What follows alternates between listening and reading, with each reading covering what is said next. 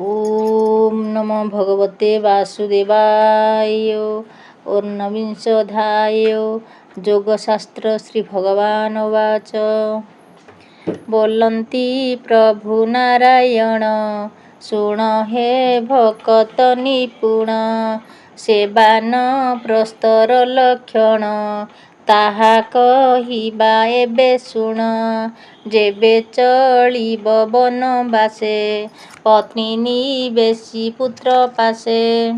पुत्र नथिले ଘେନି ସଙ୍ଗେ, ନିଜ ଆୟୁଷ ବେନି ଭାଗେ। ବନେ ଭକ୍ଷିବ କନ୍ଦମୂଳ, ପିନ୍ଧିବ ବୃକ୍ଷର ବକଳ। ଶୟନ ଅର୍ଦ୍ଧଶୁଷ୍କ ପତ୍ରେ, ଅଖଣ୍ଡ ନଖ ଲୋମ ଗାତ୍ରେ। ଅଙ୍ଗ ଦର୍ଶନ ନ ମାଜିବ, ମନ ଚଞ୍ଚଳ ନ କରିବ। ଉତ୍ତମ ପୁଣ୍ୟ ତୀର୍ଥ ଜଳେ, ସ୍ନାନ କରିବ ତିନି କାଳେ। ପଞ୍ଚ ଅନଳ ଗ୍ରୀଷ୍ମ କାଳେ, ତାପ ସହିବ ତପୋବଳେ। ବରଷା କାଳେ ବରଷଣ, ସହିବ ସମସ୍ତ କଷଣ। ଆକଣ୍ଠ ମଗ୍ନେ ଶୀତ କାଳେ, ରାତ୍ରେ ବଞ୍ଚିବ ଶୀତ ଜଳେ। ଏମନ୍ତେ ନାନା ଦୁଃଖ ସହି, ତପ କରିବ ବନେ ଥାଇ। ଯେଓ ବା ଶାକ କନ୍ଦମୂଳ, ବନେ ମିଳିବ ଯେ ବା ଫଳ। ଅଗ୍ନି ତପନେ କରି ପାକ, ଭକ୍ଷିବ ଫଳ ମୂଳ ଶାକ। ପାଷାଣେ କୁଟିକି ବା ଦନ୍ତେ, ଭକ୍ଷଣ କରିବ ବନସ୍ତେ। ଈଶ୍ୱର ମୋତେ ଦାସପଣେ, କର୍ମ ସମ୍ପାଦିବ ଆପଣେ। ଏମନ୍ତ ଥାଇ ତପୋବନେ, ଦ୍ରବ୍ୟ ଯାଚିବ ଯେବେ ଆନେ। କେବେ ହେଁ ନ ଘେନିବ କରେ, ଯେ ବା ମିଳିବ ବନ ଘୋରେ। ତେଣେ ଜୀବନ ମାତ୍ର ପୋଷି, ବନେ ସାଧିବ ଧର୍ମ ରାଶି। ବେଦ ବଚନେ ଯେ ପ୍ରକାଶି, ଇଷ୍ଟ ଦର୍ଶନେ ପୌର୍ଣ୍ଣମାସୀ। ଅନଳେ ହୋତ୍ରେ ଚତୁର୍ମାସେ, ମୋତେ ପୂଜିବ ବନବାସେ। ଏ ରୂପେ ତପ କରି ବନେ, ମୋ ଭାବ ପୂଜି ଅବଧାନେ। ଦେହ ଅନ୍ତରେ ଦିବ୍ୟ ରୂପେ, ସେ ବସେ ଋଷିଙ୍କ ସମୀପେ। ତପ ସାଧନେ ଘୋର ବନେ, ବଞ୍ଚିବ ଦୁଃଖ ସୁଖ ମନେ। ସ୍ୱଭାବେ ବୃଦ୍ଧ ଦେହେ ଆସି, ଯେବେ ଜନ୍ମିବ ରୋଗ ରାଶି। ଯୋଗ ଧାରଣ ପରି କଳି, ନିଜ ଶରୀରେ ଅଗ୍ନି ଜାଳି। ପଞ୍ଚ ପରାଣ ନିଜ ପିଣ୍ଡେ, ହୋମ କରିବ ଅଗ୍ନି କୁଣ୍ଡେ। ଏମନ୍ତ ଯୋଗ ଅବଧାରି, ଅନ୍ତେ ପଶିବ ବିଷ୍ଣୁପୁରୀ। ଯାହାର ପୂର୍ବ ଭାଗ୍ୟ ଦିଶେ, ବୈରାଗ୍ୟ ଉପୁଜେ ବିଶ୍ୱାସେ। ତାହାକୁ ଇହ ପରଲୋକେ, ଦିଶଇ ନାନା ଦୁଃଖ ସୁଖେ। ତେବେ ସକଳ ତ୍ୟାଗ କରି, ସନ୍ନ୍ୟାସ ରୂପେ ଦଣ୍ଡଧାରି। ଗୁରୁ ବଚନ ଦୃଢ଼େ ଧରି, ଆଚାର୍ଯ୍ୟ ଭାବେ ପୂଜା କରି। ଦକ୍ଷିଣା କରି ସର୍ବଧନ, ତୋଷିବ ଆଚାର୍ଯ୍ୟଙ୍କ ମନ। ହୋଇବ ନିରପେକ୍ଷ ମନା, ଛାଡ଼ିବ ସଂସାର ବାସନା। ବନେ ପଶିବ ତପ ଅର୍ଥେ, ଉଦ୍ଧବ ଶୁଣ ଏକ ଚିତ୍ତେ। ତାହାଙ୍କୁ ଦେବଗଣେ ଆସି, ଅଶେଷ ବିଘ୍ନ ପରକାଶି। ମୋହିନୀ ବେଶ ନାରୀ ରୂପେ, ମିଳନ୍ତି ତାହାର ସମୀପେ। ମାୟାରେ କରି ଅଙ୍ଗ ସଙ୍ଗ, ତପ କରନ୍ତି ତାର ଭଙ୍ଗ। ଆମ୍ଭର ସଙ୍ଗ ଛାଡ଼ି ଏ କିମ୍ପା ଯିବ ବିଷ୍ଣୁ ଲୋକେ। ଏତେ ବିଚାରି ଦେବଗଣେ, ବିଘ୍ନ କରନ୍ତି ଅନୁକ୍ଷଣେ। ଯଦି ସନ୍ନ୍ୟାସୀ ତତ୍ତ୍ୱଜ୍ଞାନେ, ଚିତ୍ତ ନିବେଶି ଯୋଗ ଧ୍ୟାନେ। ମୋର ଚରଣେ ଦୃଢ଼େ ଧରି, ଯୋଗ ସାଧିବ ତପ କରି। ଯଦ୍ୟପି ସଂସାର ବେଭାର ଲାଜେ ନୋହିବ ଦିଗମ୍ବର।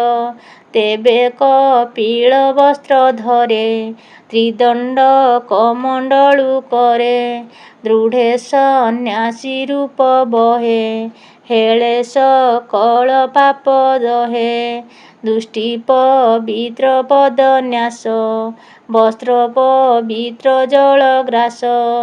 ବାକ୍ୟ ପବିତ୍ର କହି ସତ୍ୟ ମୌନ ବ୍ରତେ ଥିବ ନିର୍ତ୍ତ୍ୱ। ମନ ପବନ ନିତ୍ୟାଚାର ମନ ପବନ ନିତ୍ୟାଚାରେ। ଯେ ଧର୍ମ ସନ୍ନ୍ୟାସ ବେଭାରେ ଜିଣିବ ବଚନ ପବନ। ଯୋଗ ଅଭ୍ୟାସୀ ଦୃଢ଼ ମନ ପ୍ରାଣ ଧାରଣା ଯୋଗ ବଳେ।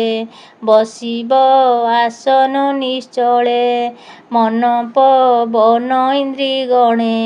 ଯେବେ ସନ୍ନ୍ୟାସୀ ନାହିଁ ଜଣେ କେବଳ ଦଣ୍ଡ ଧରି କରେ।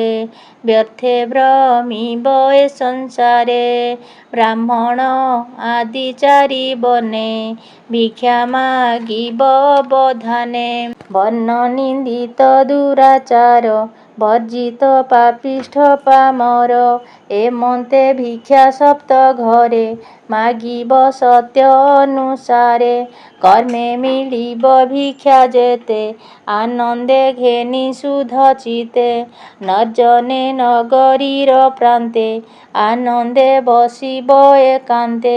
ପିତୃ ଅତିଥି ଦେବ ଜନେ ଅର୍ପଣ କରି ସାଧୁ ମନେ। ଶେଷେ ଭୋଜନେ ପ୍ରାଣ ପୋଷି ଏ ରୂପେ ଭ୍ରମିବ ସନ୍ନ୍ୟାସୀ। ସଙ୍ଗ ବର୍ଜିତ ସମ ମତ ନିରତେ ପରହିତେ ରତ।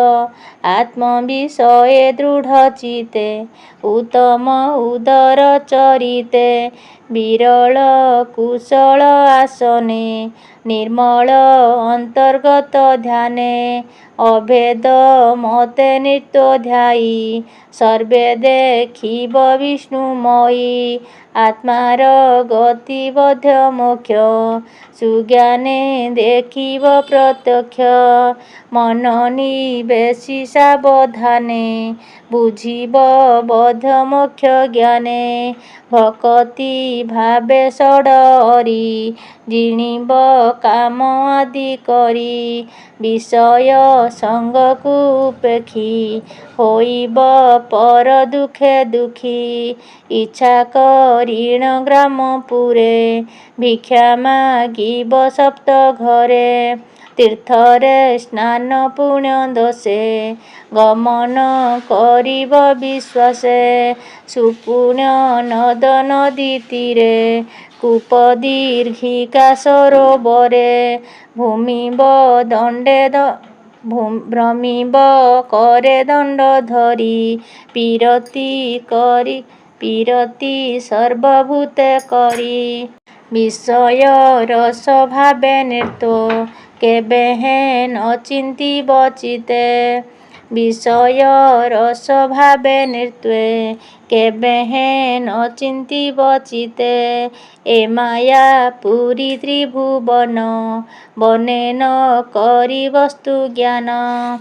ତୀର୍ଥ ସଂଶୟ ଅଭିମାନ ତେଜି କରିବ ଆତ୍ମା ଧ୍ୟାନ। ଧ୍ୟାନ ଭକତି ନିଷ୍ଠା ପର ନିର୍ତ୍ତ୍ୱ ଯେ ବିଶ୍ୱାସ ମୋହର। ସକଳ ଭୂତେ ଅନପେକ୍ଷ ଜ୍ଞାନ ବୈରାଗ୍ୟ ପଣେ ଦକ୍ଷ। ସର୍ବ ଆଶ୍ରମ ଧର୍ମ ତେଜି ମୋର ଚରଣ ଦୃଢ଼େ ଭଜି। ପୃଥିବୀ କରି ପର୍ଯ୍ୟଟନ ଛାଡ଼ିବ ଆଶ୍ରମ ଲକ୍ଷଣ। ନାହିଁ ତାହାର ଅବଶେଷ କର୍ମାଦି କାରଣ ବିଶେଷ। ପ୍ରାଣୀ କି ନ କରିବ ହିଂସା ତେଜିବ ବାଦ ତର୍କ ଭାଷା। ନଥିବ ପ୍ରିୟ ପକ୍ଷପାତେ ପ୍ରାଣୀର ଭଲ ମନ୍ଦ ଯେତେ।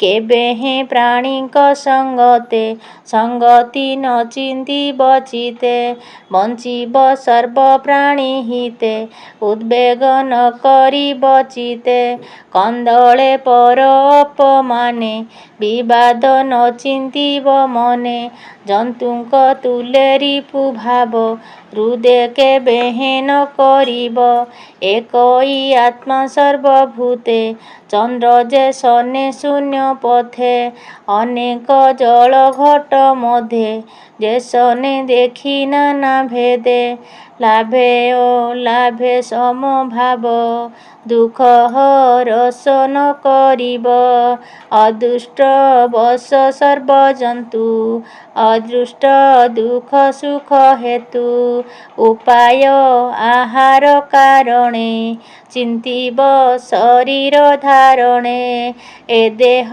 ଥିଲେ ସର୍ବ ପାଇ ଜଳ ଯେ ସନେ ଚନ୍ଦ୍ର ଛାଇ ଜ୍ଞାନେ ସକଳ ପାପ ନାଶେ ନିର୍ମଳ ମୁକ୍ତି ପ୍ରକାଶେ ଯେ ଅବା ଅନ୍ନ କ୍ଷୁଧା କାଳେ ମିଳିବ ପୁଣି କର୍ମ ଫଳେ ଯେ ଅବା ଅନ୍ନ କ୍ଷୁଧା କାଳେ ମିଳିବ ପୂର୍ବ କର୍ମ ଫଳେ ତାହା ସନ୍ତୋଷେ ଭୋଗ କରି କର୍ମ ସାଧିବ ଦେହ ଧରି ସ୍ନାନ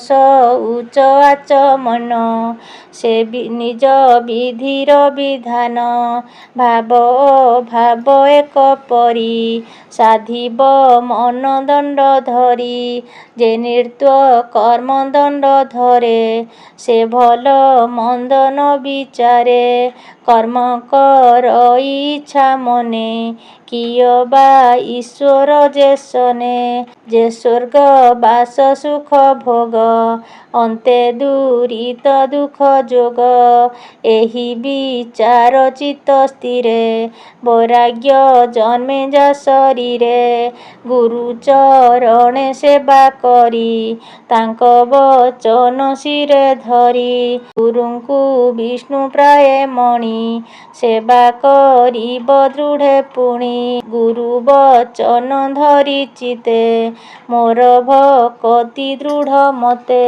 ନିଶ୍ଚଳେ ମୋତେ ଆଶ୍ରୟ କରି ସୁଖେ ସେ ତରେ ଭବ ବାରି ଯେବେ ସନ୍ନ୍ୟାସୀ ଯୋଗ ବଳେ ଷଡ଼ଇରି ଇନ୍ଦ୍ର ମେଳେ ସଂସାର ନ ପାରଇ ଜିଣି ଗୁରୁ ବଚନ ପରିମାଣି ବିଷୟ ନୁହେଁ ବୈରାଗ ପ୍ରଚଣ୍ଡ ଇନ୍ଦ୍ରି ଗଣେ ବେଗ ଅଶାନ୍ତି ଦେହ ବହେ ନିର୍ତ୍ୱେ ମିଥ୍ୟାରମ୍ଭ ଦଣ୍ଡ ହସ୍ତେ କେବଳେ ସନ୍ନ୍ୟାସ ଲକ୍ଷଣ ତାରେ ହସନ୍ତି ଦେବଗଣ ସେ ନୁହେଁ ଭବ ଜଳୁ ପାର ଆତ୍ମନିନ୍ଦିତ ଦୁରାଚାର ଉଭୟ ଲୋକ ତାର ନାଶ ଜନେ କରନ୍ତି ଉପହାସ କେହି ନ କରେ ତାର ରକ୍ଷା ବିନାଶ ହେତୁ ତାର ଦୀକ୍ଷା ଅହିଂସା ସନ୍ନ୍ୟାସ ଲକ୍ଷଣ କୃଷ୍ଣ କହନ୍ତି ପୁଣ ପୁଣ ତିତିକ୍ଷା ସମ ଦମ ଶାନ୍ତି ବନସ୍ଥ ଜନର ଏ ଗତି ଗୃହସ୍ଥ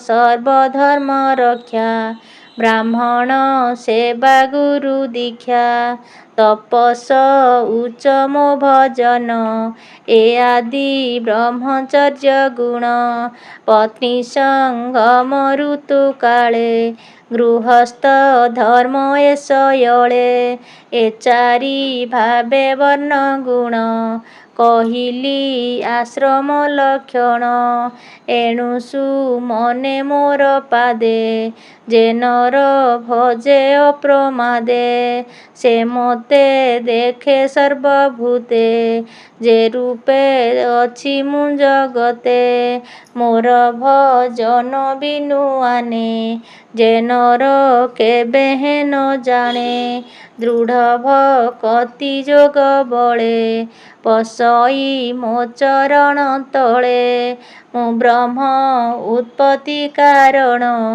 ସଂସାର ପ୍ରଳୟ ପାଳନ ସର୍ବଭୂତଙ୍କ ଆତ୍ମା ମୋହି ମୋର ଭଜନ ମୋତେ ପାଇ ମୋର ଭକତି ବିନୁ ନର ନୁହଁଇ ଭବ ଜଳୁ ପାର ଉଦ୍ଧବ ପଚାରିଲୁ ଯେତେ ଆଶ୍ରମ ଧର୍ମଶାସ୍ତ୍ର ମତେ ତୁ ଏହା ଦୃଢ଼ ଚିତ୍ତେ ଧର ହସି କହନ୍ତି ଚକ୍ରଧର ସେ ହରି ଅଭୟ ଚରଣେ ପାମର ଜଗନ୍ନାଥ ଭଣେ କେବଳ ଦାସ ଭାବେ ମତି ଚରଣେ ଶରଣ ମୁଁ ନୀତି ପରମ ଭକ୍ତି ମୁକ୍ତି ଯେହୁ ତା ବିନୁ ଅନ୍ୟ ଆଶ୍ରେ ନୋହୁ।